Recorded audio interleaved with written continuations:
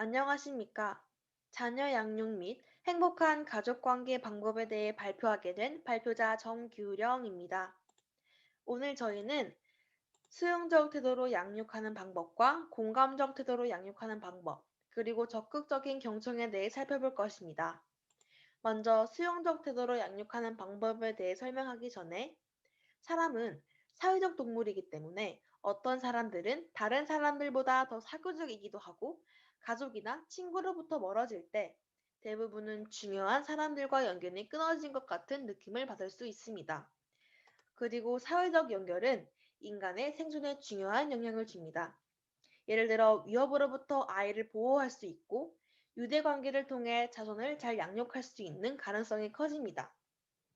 또한 인간은 긴밀하고 협조적인 유대관계로 인해 욕구가 만족되면 소속감과 사랑을 느끼며 더불어 자존감도 향상됩니다. 뿐만 아니라 자유롭고 유능하며 유대관계가 좋으면 더 나은 삶으로 나아갈 수도 있습니다. 이러한 애착과 소속의 동기를 충족시켜주기 위한 치료적 의사소통 기법인 수용, 공감적 태도, 적극적인 경청을 통해 자녀를 잘 양육한다면 행복한 가족관계를 유지할 수 있습니다. 본격적으로 수용적 양육에 대해 살펴보도록 하겠습니다. 수용이란 상대방을 현 상황 그대로의 인격적인 인간으로 받아들임으로써 비판단적이고 관심 있는 태도로 대상자를 지지하고 정보를 받아들이는 것입니다. 치료자와 대상자 간 관계에서 신뢰를 형성하고 공감을 발전시킬 때 사용할 수 있습니다. 치료자는 온화한 시선과 얼굴 표정으로 고개를 끄덕이며 예를 들어, 아, 네, 그렇군요. 알겠습니다. 라고 반응하며 대상자가 얘기하는 바를 알아들었다는 표시를 언어적 또는 비언어적으로 표현할 수 있습니다. 그리고 자녀를 양육할 때 부모의 제한적이고 거부적인 태도는 부정적인 행동을 낳을 수 있습니다.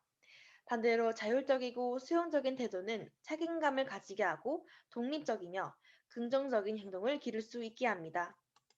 두 번째로 실행에 대한 계획을 명확히 세우도록 격려하는 것입니다. 대상자에게 미래에 대한 행위의 대안적 과정을 예상하도록 기회를 주는 것입니다.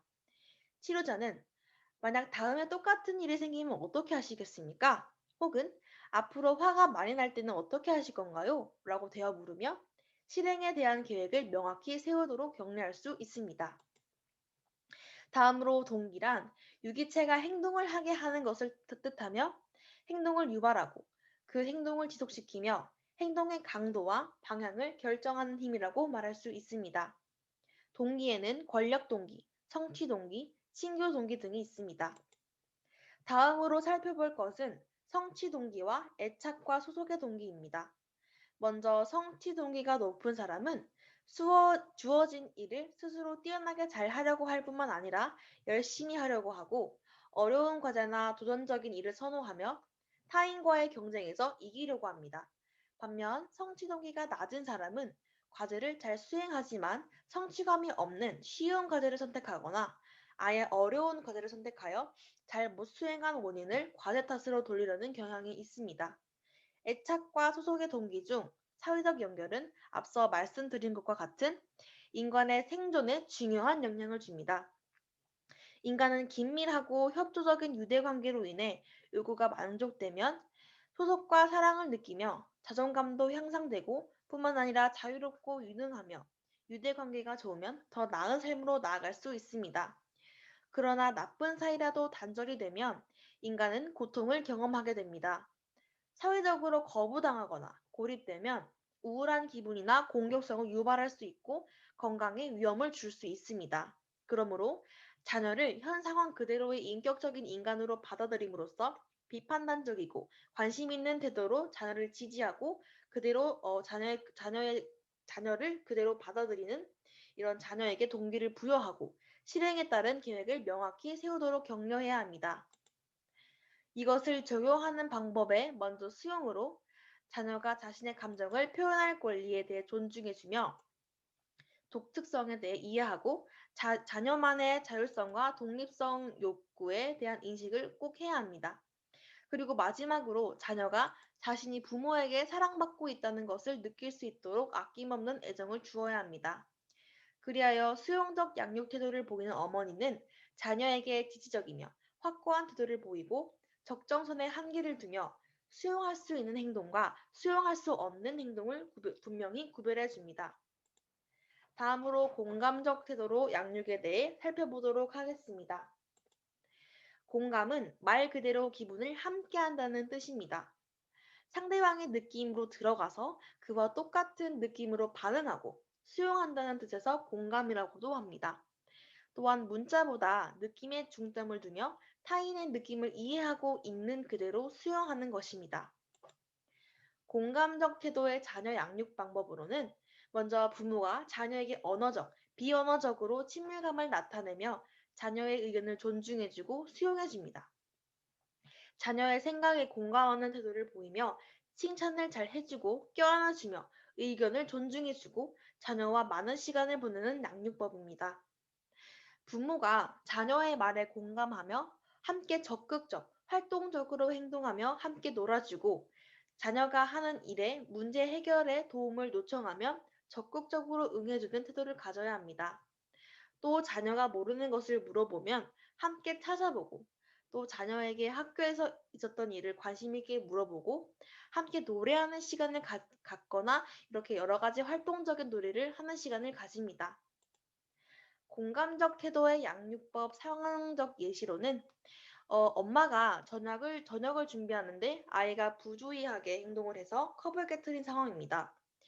이럴 때 보통 또 깼어? 넌 어떻게 애가 조심성이 없니? 라고 나무라하기 쉽습니다. 아이가 컵을 깨뜨리는 순간 그 상황에 대해 놀라고 자신의 잘못을 깨닫고 많이 위축이 됩니다. 공감적으로 다가가는 방법은 어머, 컵이 깨졌네. 많이 놀랐어? 어디 다치진 않았니? 라고 아이가 당시에 놀라고 미안한 입장에서 대해 공감을 해주는 것입니다. 공감의 단계와 각 단계별로 적용 방법을 보시게 되면 바로 상대방이 당면에 있는 문제에 대해서 스스로 어떻게 느끼는지에 대해 이야기하는 내용을 주의 깊게 들어줍니다. 아이를 바라보며 눈을 맞추고 또 아이의 말과 함께 표정과 움직임 하나하나에 주의를 기울입니다. 두 번째 단계로 감정 공감하기입니다. 상대방의 감정과 처한 상황을 반영해 줄 만한 적절한 말을 생각하는 것입니다. 아이의 말, 표정, 말투, 어조, 분위기 등을 통해서 지금 아이의 기분이 어떠할지 생각해 봐야 하고 이야기를 들을 때에는 아, 오, 그랬구나 등으로 반응하며 잘 듣고 있음을 알려주어야 합니다. 3단계로 공감한 내용을 말과 행동으로 전달하기입니다. 적절한 말로써 상대방의 감정과 상황을 잘 이해하고 있음을 전달해 주어야 합니다. 말로 공감하며 내 의견을 말하고 아이의 의견을 물어보거나 아이의 감정을 읽어서 말해주거나 또 예를 들어 땡땡이가 많이 불안한가 보구나 혹은 비교당해서 속상했구나 또 칭찬해주거나 격려해주는 방법으로는 우리 땡땡이가 그 친구에게 화를 내지 않아서 너무 기특하네. 또는 우리 땡땡이 다음엔 더 잘 될 거야. 더 잘할 수 있지? 괜찮아. 등이 있습니다. 행동으로 공감하기로는 손을 잡아준다던가 어깨를 두드려준다던가 호응 등 직간접적으로 그 사람의 경험을 토대로 상대방의 입장을 추론하고 공감해주면서 가벼운 터치로 더욱더 상대방에게 나의 공감을 잘 전달할 수 있게 됩니다. 공감적 태도로 자녀 양육법 효과로는 바스트는 어머니의 공감 능력이 높을수록 유아는 자신의 감정을 잘 조절하여 또래와 원만한 관계를 맺으며 친사회적 행동을 한다고 하였습니다. 또 리몬드는 부모의 공감 능력은 자녀와 친밀한 관계를 형성하고 원만한 의사소통을 유지하도록 돕는다고 하였습니다. 반면 어머니의 공감 능력이 낮을 경우 유아는 자신의 충동을 조절하지 못하며 공격적인 행동을 보이고 자기중심적인 성향을 보이는 것으로 나타났다고 했습니다. 다음으로 적극적 경청으로 자녀에게 안정감을 주고 스트레스를 줄여주는 몇 가지 기술에 대해 살펴보도록 하겠습니다. 먼저 경청의 기술 SLR은 약어인데 먼저 S는 환경을 만든다라는 뜻이며 먼저 자녀가 말을 걸어와도 부모들은 자신의 일을 하면서 혹은 컴퓨터를 하면서 무슨 얘긴데? 하거나 다른 생각을 하면서 건성으로 대답을 하는 경우가 많습니다. 이런 무성의한 태도는 말하고자 하는 마음을 닫아버리게 할 수 있으므로 하던 일을 멈추고 자녀에게 몸을 향하게 한 후 눈을 맞추면서 얘기를 해야 합니다. 다음으로 L은 듣기입니다. 자녀의 이야기에 귀를 기울여야 하고 듣는 중간마다 끄덕이거나 아 그래? 그랬구나. 우와 같은 추임새를 넣음으로써 상대에게 귀를 기울이고 있다는 표현을 해야 합니다. 이는 마치 판소리를 할 때 추임새로 경쾌한 소리를 넣어주는 것과 비슷한 효과를 줄 수 있습니다. 이런 동의적 응답은 아, 내 이야기를 잘 들어주고 있구나 하는 느낌을 주어 이야기를 계속할 수 있게 도와줍니다. 다음으로 R은 응답한다라는 뜻인데 경청한 다음에 잊지 말아야 할 것은 반드시 반응을 해야 한다는 것이고 경청한 상대방의 생각에 대해서 요약하거나 다른 말로 바꾸어 확인하여 반응을 해야 합니다. 아, 그러니까 너는 지금 이렇게 하고 싶다는 거구나. 혹은 너가 많이 힘들었겠구나 라는 말로 자녀의 감정을 이해하고 공감했다는 표현을 덧붙이는 등 이런 적극적인 피드백이 중요합니다. 상대가 내 말을 경청하지 않을 때 자녀는 자신이 존중받지 못한다고 느낄 수 있습니다. 그러므로 자녀의 이야기를 비판이나 판단 없이 그대로 수용하고 또 그 감정을 진심으로 이해하고자 노력하는 적극적 경청의 태도를 가져야 합니다. 이러한 적극적 경청의 기술을 통해 부정적인 감정을 진정시킬 수 있도록 도와주어 부모와 자녀 사이의 친밀하고 의미 있는 관계를 더욱더 증진시킬 수 있습니다. 그리고 또 부모가 자녀를 얼마나 소중하게 생각하고 있다는 것을 느끼게 해줄 수도 있습니다. 결론적으로 치료적 의사소통 기법인 수용, 공감, 경청의 태도로 자녀를 양육하였을 때 행복한 가족관계를 만들 수 있습니다. 또한 경험이 많을수록 자신의 생각이 정답이라 생각하고 상대방의 말에 귀를 기울이지 않게 됩니다. 나의 생각을 내려놓고 자녀에게 몸과 마음으로 동시에 귀를 기울여보면 어떨까요? 이상으로 발표를 마치도록 하겠습니다. 감사합니다.